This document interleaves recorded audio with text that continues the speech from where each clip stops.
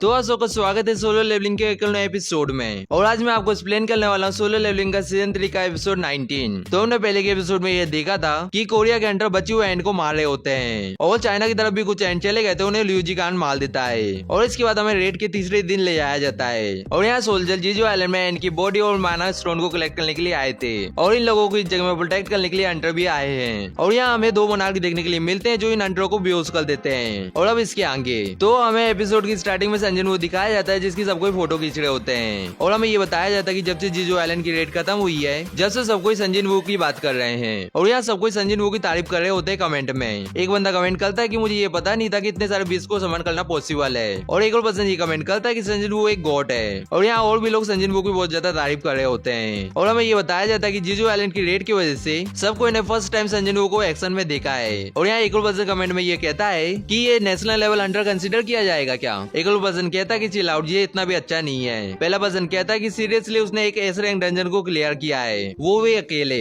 और हमें ये भी पता नहीं है कि उसके पास कितनी ज्यादा स्किल्स हैं। लेकिन वो दूसरा बंदा ये बोलता है कि संजन वू के पास एक्सपीरियंस की कमी है और अगर वो इतने केपेबल है तो लोग उसे कंसिडर करेंगे। पहला पर्सन फिर से ये कहता है कि मैंने ये सुना है कि संजन वू एक ई क्लास हंटर था जो बस रेगुलर ह्यूमन से थोड़े से ही पावरफुल होते हैं, लेकिन संजन वू इतना ज्यादा पावरफुल कैसे हो गया, क्या वो दूसरी बार रीअवेकनिंग हुआ है। दूसरा पर्सन ये कहता है कि कोई भी संजन वू के रीअवेकनिंग के बारे में नहीं जानता है और शायद उसने बीसी को साइन किया अपने आइडेंटिटी को छुपाने के लिए। और इसके बाद हमें ये बताया जाता है कि सारी कंट्रीज रेड की सक्सेस की वजह से संजन वू के बारे में बात करना बंद ही नहीं कर रहे हैं। एंड इस जगह में कुछ लोगों को ये भी लगता है कि संजन वू फाइट को पहले ज्वाइन कर लेता तो माइंड वूम की डेथ नहीं होती और इसकी वजह से कुछ लोग संजन वू को ब्लेम कर रहे हैं। एंड इस जगह में बहुत सारे लोग संजन वू को सपोर्ट कर रहे हैं, लेकिन यहाँ कुछ लोगों से क्रिटिसाइज कर रहे हैं क्योंकि ये सच है कि संजन वू शुरुआत से वहाँ होता तो कोई परेशानी नहीं आती। और यहाँ संग माइंड वूम की ग्रेव के सामने खड़ा होता है एंड यहाँ हम देखते हैं कि माइंड वूम की मदर रो रही होती है। इसके बाद यहाँ से संग जाने लगता है और यहाँ संग बाइकुनु की साइड से निकलता है। बाइकुनु संग को ये कहता है कि मैं हमेशा से ये विश्वास करता था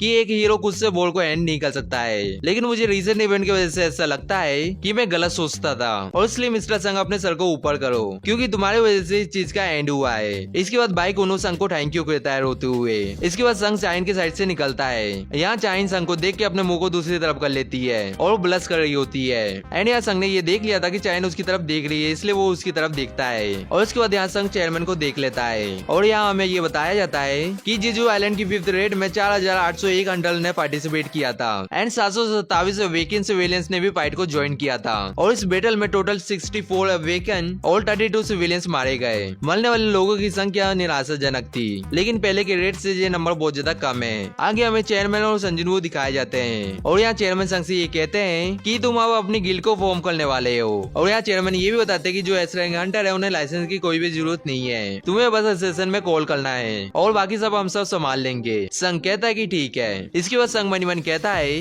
कि मुझे ये देख लेना चाहिए कि मुझे कौन से बेनिफिट मिलेंगे एक ऐसे रंग हंटर के रूप में। इसके बाद चेयरमैन संग से ये पूछते हैं कि क्या तुमने जीजो आइलैंड में कोई बैरियर कास्ट किया था। ये सुन के संग हैरान हो जाता है और कहता है कि मैं कुछ समझा नहीं। चेयरमैन ये बताते हैं कि हम लोगों ने जीजो आइलैंड में कुछ सोल्जर और हंटर को भेजा था एंड की बॉडी और ऐसे स्टोन को कलेक्ट करने के लिए, लेकिन वो लोग हमें बेहोशी की हालत में वहाँ मिले थे और वो हंटर ए रैंक या बी रैंक के थे एंड वो हंटर नाइट गिल्ड के मेंबर थे। तो इसलिए मैंने ये सोचा कि तुमने वो बैरियर को कास्ट किया होगा और उस बैरियर के बारे में भूल गए होगे। संग कहता है कि मैंने ऐसा कुछ भी नहीं किया है। चेयरमैन कहते हैं कि मुझे भी ऐसे ही लगा था। संग पूछता है कि हंटर और सोल्जर ने कुछ बताया क्या। चेयरमैन बताते हैं कि उन्हें कुछ भी याद नहीं है कि उनके बेहोश होने से पहले क्या हुआ था। इसके बाद चेयरमैन अपने सर में हाथ रखते हुए कहते हैं कि मैं तुम्हें साफ साफ बताऊं तो हमारे पास कोई भी रास्ता नहीं है ये जानने का कि उन लोगों के ऊपर किसी ने मैजिक स्पेल का यूज किया है कि नहीं। ये सुनने के बाद संग मनी मन कहता है कि ये कोई ट्रैप था जो एंट ने पीछे छोड़ा होगा, लेकिन तभी यहाँ एजेंट मिस्टर गो को एक बात बताता है। ये सुनने के बाद चेयरमैन ये कहते हैं कि मुझे यहाँ से जाना होगा क्योंकि जो मेरे गेस्ट आने वाले थे वो कुछ ज्यादा जल्दी आ चुके हैं और संग को जाने से पहले थैंक यू भी कहते हैं उसके टाइम के लिए। संग कहता है कि आपको ये बोलने की जरूरत नहीं है। इसके बाद संग मनी मन कहता है कि मुझे भी यहाँ से जाना चाहिए और यहाँ संग अपनी गाड़ी के पास आ जाता है। लेकिन यहाँ एक बंदा संग से ये पूछता है कि मुझे माफ करना, लेकिन क्या आप संजन वू हैं? और ये भी कहता है कि मुझे आपसे मिलकर बहुत ज्यादा अच्छा लगा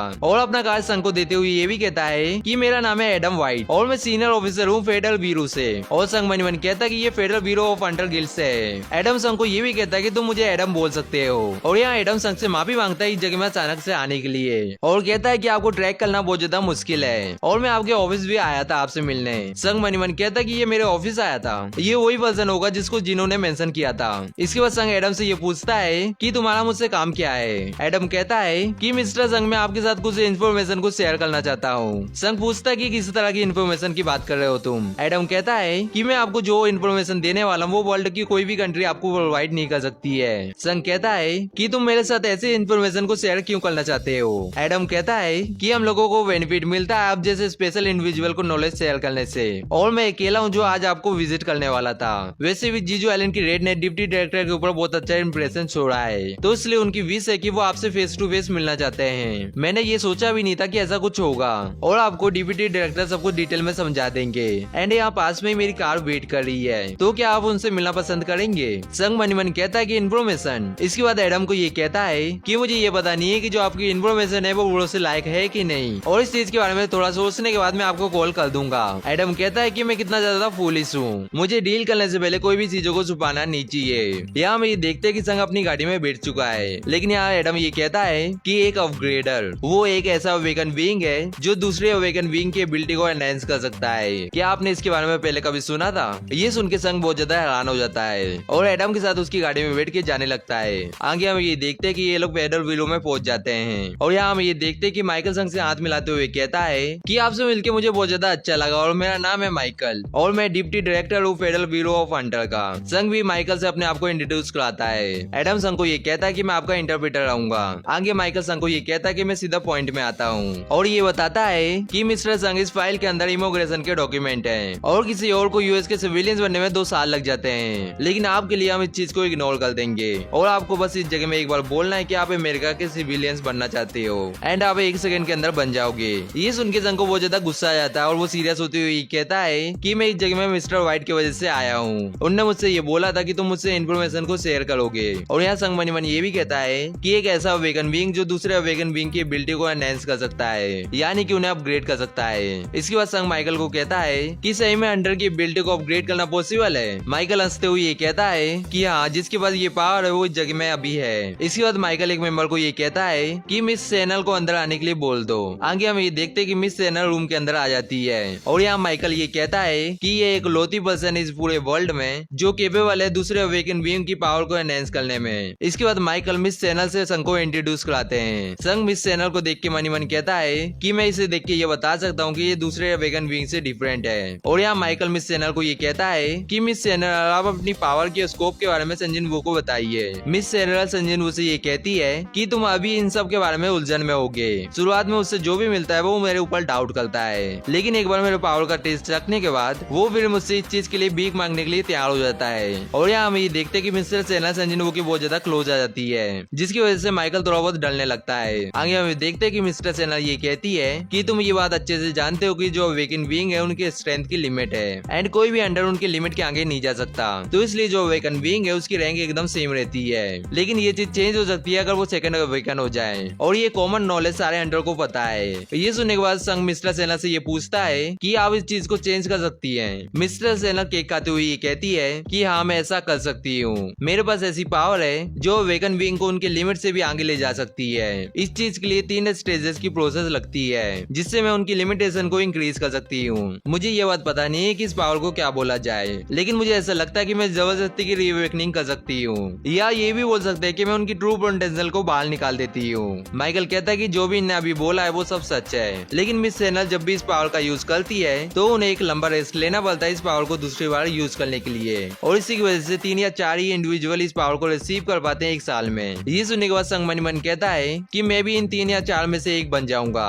अगर ये सच बोल रही होगी तो, और इसकी एबिलिटी भी बहुत ज्यादा यूनिक है। और इसके बाद संग मिस्टर सैनल से ये पूछता है कि आपका ये प्रोसेस कितना इफेक्टिव है। मिस्टर सैनल बताती है कि ये हर एक पर्सन में डिफरेंट होता है, लेकिन तीनों स्टेज को एक्सपीरियंस करने के बाद उनकी स्ट्रेंथ 20 या 30% इंक्रीज हो जाती है। ये सुन के संग मन कहता है कि 20-30% बहुत ज्यादा इंसेन है, और अब मुझे ये समझ आ रहा है कि पब्लिक से इतना हिट मिलने के बाद भी क्यों हंगडोंग सोने में अमेरिका शिफ्ट होने का डिसाइड किया, और ऐसा कोई भी अंडर नहीं है जो इस मौके को छोड़ दे। इसके बाद संग ये कहता है कि अगर इनकी पावर के बारे में किसी को पता चल गया तो क्या होगा। माइकल कहता है कि इसलिए तो हमने इन्हें अपने अंडर रखा है, और हम लोग इन्हें पूरी तरह से प्रोटेक्ट करते हैं, और हम इन्हें सैलरी भी देते हैं। इसके बदले में ये हमारे चुने हुए अंडर की पावर को बढ़ा देती है, और मिस्टर संग हम आपको मिस्टर सैनल की पावर गिफ्ट करते हैं। ये सुन के संग मन में ये कहता है कि ये गिफ्ट है, और इसके बाद संग माइकल को ये कहता है कि तुम्हारा ये तो मतलब नहीं है कि ये ऑफर है। माइकल संग को ये बताता है कि कि आप फेडरल ब्यूरो के एक बार अंडर बन गए तो आप हमारे टॉप रॉयल्टी रहोगे और आपको बहुत सारे बेनिफिट भी मिलेंगे, जैसे कि हम आपकी मनपसंद गिल्ड से आपकी मीटिंग करा देंगे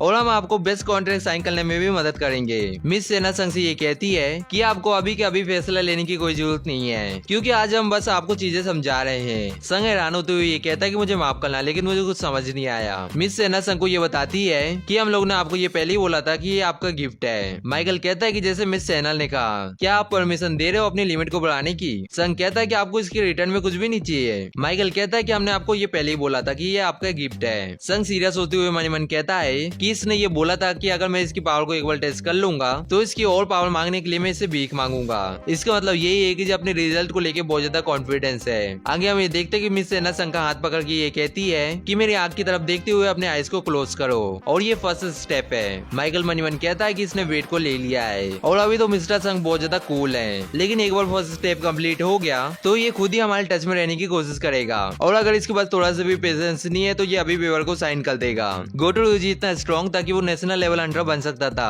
अब ये इसे भी अचीव कर लेगा जो गोटो यूजी नहीं कर पाया। इसने अकेले जीजो आइलैंड की रेड को पूरा किया, वो भी ऐसी पावर से जो किसी ने नहीं देखी थी, और इसलिए मुझे ये देखना है कि ये कितना ज्यादा कैपेबल है। आगे हम ये देखते हैं कि मिस्टर सेनर अपनी पावर का यूज करके संघ के अंदर चल जाती है और मिस्टर सेनर यहाँ ये देखती है कि चारों तरफ डार्कनेस होती है, लेकिन यहाँ मिस्टर सेनर को एक पर्सन दिखता है जो अपनी आंखें खोल लेता है। आगे हम ये देखते हैं कि मिस्टर सेनर संघ के अंदर से बाहर आ जाती है और डर के मारे चिल्ला रही होती है। इसकी वजह से यहाँ सारे गार्ड संघ को गन पॉइंट में रख लेते हैं और यहाँ एक गार्ड संघ को ये कहता है कि बास्टर्ड तुमने मिस सेनर के साथ क्या किया? माइकल गार्ड के ऊपर चिल्लाते हुए ये कहता है कि इस जगह में रुक जाओ और क्या तुम्हारा दिमाग खराब हो चुका है? तुम्हें नहीं पता कि ये मैन कौन है? इसके बाद माइकल उस गार्ड के पास आके ये कहता है कि तुम्हारे अंदर दिमाग एक भी नहीं है क्या? अगर तुम्हें इतनी चिंता हो रही है तो तुम्हें मिस्टर सेनर को जाके चेक करना चाहिए। आगे माइकल अपने सर झुका के ये कहता है कि मिस्टर संघ हमारे एजेंट ने लाइन क्रॉस कर दी थी, मैं उसके लिए माफी मांगता हूँ। एंड इस जगह में संघ भी हैरान होता है और वो मनी मन कहता है कि इस जगह में हो क्या रहा है। संघ माइकल को कहता है कि कोई बात नहीं। आगे माइकल उस एजेंट को धीरे से ये कहता है कि अगर तुमने ऐसा थॉमस आंद्रे और लियूजी गांग के साथ किया होता तो अभी तक हम सब मारे जा चुके होते। तो क्या अब तुम इस बात को समझ गए? ये सुनने के बाद वो एजेंट की बहुत ज्यादा पसीना आने लगता है और वो कहता है कि सर मैं समझ गया। आगे माइकल मिस सेना से ये पूछता है कि क्या हुआ। हम ये देखते हैं कि मिस सेना यहाँ बहुत ज्यादा कापड़ी होती है। माइकल मिस सेनर को ये कहता है कि आपको बहुत ज्यादा पसीना आ रहा है, क्या आपकी तबीयत खराब हो गई है? लेकिन यहाँ मिस सेनर कोई भी जवाब नहीं देती है। इसलिए माइकल संजन वो को ये कहता है कि लगता है कि वेदर के कारण मिस सेनर की तबीयत खराब हो गई है। अगर आपको कोई परेशानी नहीं है तो हम इस चीज को किसी दूसरे दिन कर सकते हैं। संघ इस चीज के लिए मान जाता है। आगे माइकल एडम को बुला लेता है और उसे ये कहता है कि मिस्टर संघ को बाहर छोड़ के आओ। एडम कहता है कि यस सर। माइकल फिर से मिस सेनर से ये पूछता है कि क्या हुआ। मिस सेनर कांपते हुए ये कहती है कि ये एक पावरफुल किंग है। माइकल ये सुन के ये कहता है कि आपका मतलब ये है कि वो एक नेशनल लेवल अंडर तक की पावर है उसके पास। मिस सेनर कांपते हुए ये कहती है कि मैं ये नहीं कह सकती, क्योंकि मैंने ऐसी चीज को पहले कभी भी एक्सपीरियंस नहीं किया था। वो एक किंग है, लेकिन वो कोई ऑर्डिनरी किंग नहीं है। जब मैं उसके अंदर देख रही थी वो भी मुझे देख रहा था। एंड इस जगह में मैं संजिन वो की बात नहीं कर रही हूँ, और जो चीज मुझे देख रही थी उसके साथ इन्फिनिटी डार्कनेस थी और उसकी पावर की कोई भी लिमिट नहीं है। और आज की वीडियो यहीं पे खत्म होती है। और अभी तक आपने वीडियो को लाइक और चैनल को सब्सक्राइब नहीं किया तो वीडियो को लाइक करके चैनल को सब्सक्राइब कर लो। और इस वीडियो को लाइक टारगेट है 400। एंड हम सब मिलेंगे किसी नेक्स्ट वीडियो में। सायोनारा।